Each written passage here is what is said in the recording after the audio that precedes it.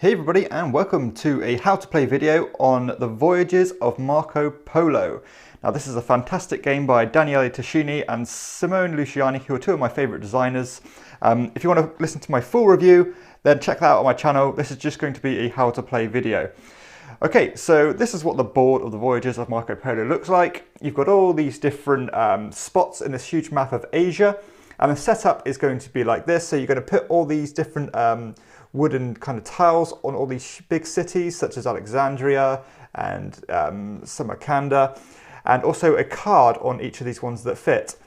On these smaller cities, you're going to put one of these blue tiles, and as you can see, they kind of match letters, so you're going to put the B's on the B's and so on, but this can be changed for later, more advanced games.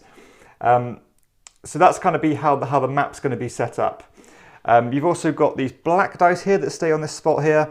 And that's it really in terms of the main board. Now in terms of your personal player setup, you're going to put 9 of these little trade posts on your board. You're going to start with a starting contract. These are the ones with the blue backs. You're going to start with a couple of camels, 5 dice which have been rolled already, and some money. So the starting player is going to start with 7 money, and then the second 8 money, and then so on. You're going to start with 2 of these kind of objective tiles. Now these are secret and they relate to kind of your positions on the map. You're going to want to basically set up a trade post in Moscow and Kashigar, and if you do, you're going to get 7 points.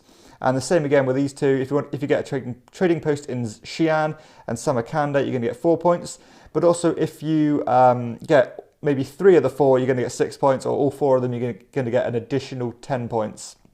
Something I should have said as well, if you ever place your 8th or 9th trade post, you're going to instantly get 5 points or 10 points. Okay, so let's show you what these kind of contract tiles look like. So basically this shows the goods that you need to trade in, and this is kind of the reward you get. So if I traded in a camel and 4 pepper, then you're going to get another contract and 3 points. At the end of the game, the person to fulfill the most contracts is going to get an additional 7 points.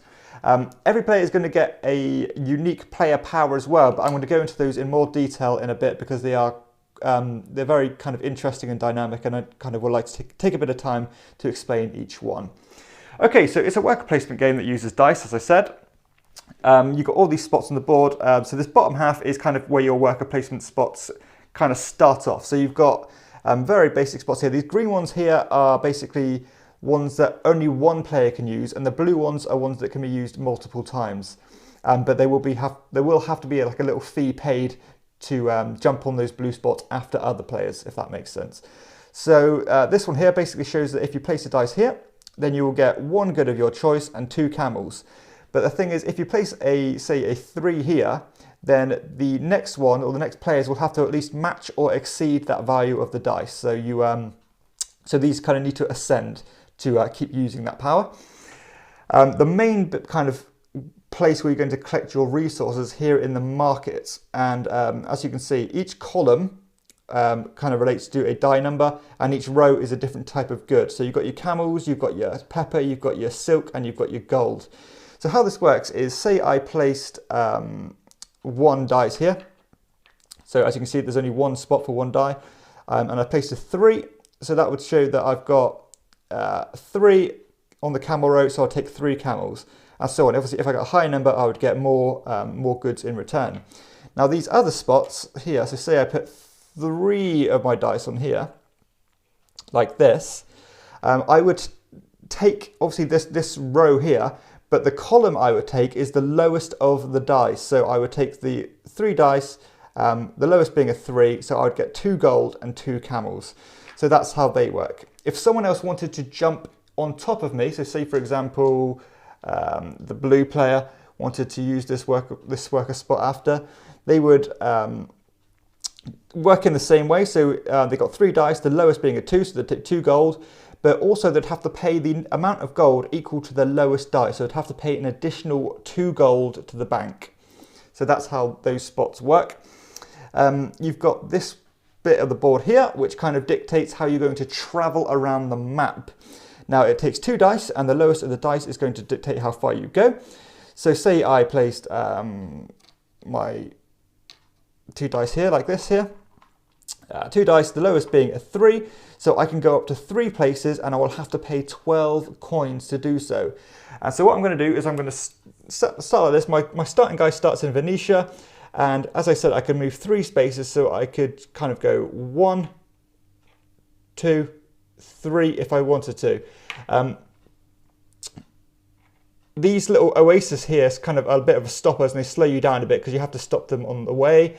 But the first person to get to these cities will take this tile here. So that's like an instant reward. So you've got your 3 camels there, which are very useful. I'll explain in a minute.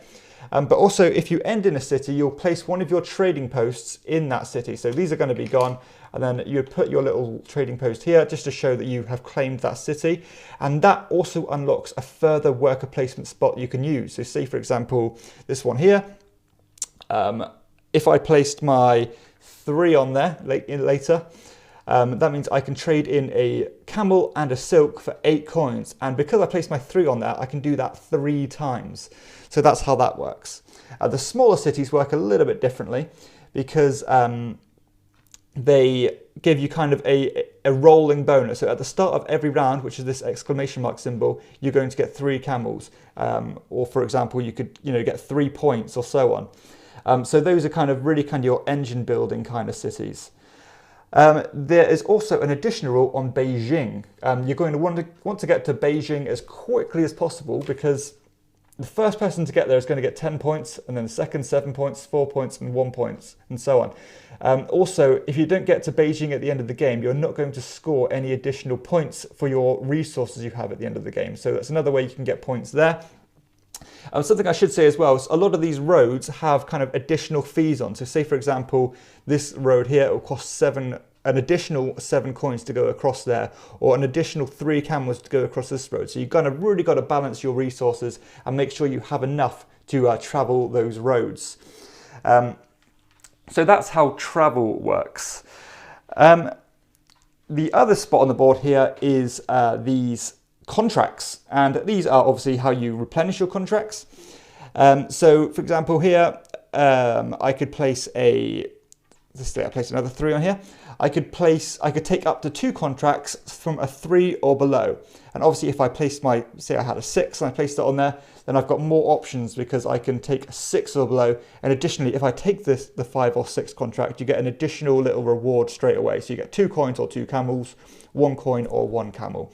So that's how you're going to keep getting your contracts. The game kind of lasts over 5 rounds. So I've got these five stacks of 6 contracts, obviously, which replenish these boards here. If it ever goes to kind of 0 and there's none there to start for players at the start of their turn, then you kind of draw tiles from this kind of special stack here. So let's talk about how the camels work. So obviously, being a dice game, and obviously you're rolling these dice to kind of dictate your worker strength in the game, you want a bit of mitigation. And the camels are the way you mitigate your dice. So I could spend 1 camel to re-roll the dice, and then I'd be stuck with that. I can do that as many times as I like. These are kind of bonus actions. So I could spend another camel to re-roll it, or I could spend 2 camels to either raise the pip up by 1. So if I had, or down by 1. So say I had a 3 to start with, I spent 2 camels. I could either change that to a 4, or change it down, if I can find 4, or I can change it down to a 2. And so on. Another thing you can do is you can spend 3 camels to take an additional dice. These are these black dice, and the number of these dice depends on the amount of players in the game. I think it's the amount of players plus 1. So that's another way you can kind of get more actions on your turn. And obviously, as a free action, you can also cash in your contract. So it's not going to waste your go. If you've got a fulfilled contract, you can just cash it in and get the rewards straight away. So that's fundamentally how the game works. So let's talk about the unique player powers that you get in the game. Okay, so these are the different tiles you can start with in terms of your unique powers. And these add a lot of kind of flavour to the game, and really what makes this game stand out amongst other Euro games. So let's start through them now. So this one here lets you basically, anytime someone goes to the market, which is this spot here, you will get one of the goods that they take. So a very nice way of kind of accumulating goods for that one, just passively. This one here, Matteo Polo, he gives you a permanent another color dice on your turn. So you're going to get an extra turn each time, and also at the start of every turn, you're going to get an additional contract. So he's really good power, power to focus on completing contracts. You've got Kublai Khan here, who actually starts in Beijing. So you basically start in the game with an additional 10 points right from the get-go. So a very cool kind of instant kind of jump of points with him. You've got this guy here, who's Berka Khan. Basically, he means that you do not have to pay the fee to jump on the same worker placement spot as someone else. So a really kind of nice way you can kind of get around paying money and kind of keeping hold of your funds. Niccolo and Marco Polo, they mean you start with 2 adventurers on the map. So you can really kind of diversify and basically have a lot better chance of completing those secret objectives. Also at the start of each round, you start with an additional camel, which will come in useful. Rashid Din Sinan, he basically lets you choose the value of your dice. So he seems extremely powerful at first, but there are actually ways to get around kind of him kind of dominating the game, because obviously if he chooses all 6s, then he's going to have to pay a lot of money to get into those spaces. You've got here Johan Caprini. He basically lets you teleport from each oasis to another oasis, so he can really navigate the map really quickly. Additionally, he starts the game with 3 coins every round. And finally, you've got Wilhelm von Rubruck. He starts with an additional 2 trading houses, but he has a bit of a trick where if he travels past a city and not just ending in a city, he gets to drop off a trade house. So he can kind of do drive-by trade housing. So kind of a different twist on it.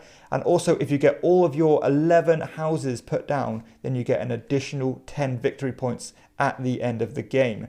So as you can see, they're very, very varied and add a lot of different flavor to the game.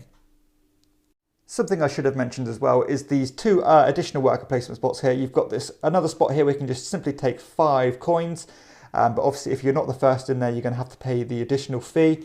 And there's also another permanent spot here, which you can just take 3 coins as a bonus action. But you can do that as many times as you like without having to pay the additional fee. So the game is very, very kind of comes with loads of replayability, because you've got a hell of a load of these different kind of missions, and you've got loads of these different worker placement spots here that you can use to set up on these different cities, and some of them are really, really interesting. You know, some ways to get loads of points, or some ways to kind of get money by cashing in camels and so on. There's just loads of different variations. So yeah, this spot here in Sumatra, he kind of gives you loads of different spots to go to. So loads of different ways you can diversify and so on. But it's a fantastic game that uses dice as includes dice in a worker placement mechanic. And it just is so smooth, and I couldn't recommend it enough. Check out my review, a fantastic game. That's the Voyages of Marco Polo.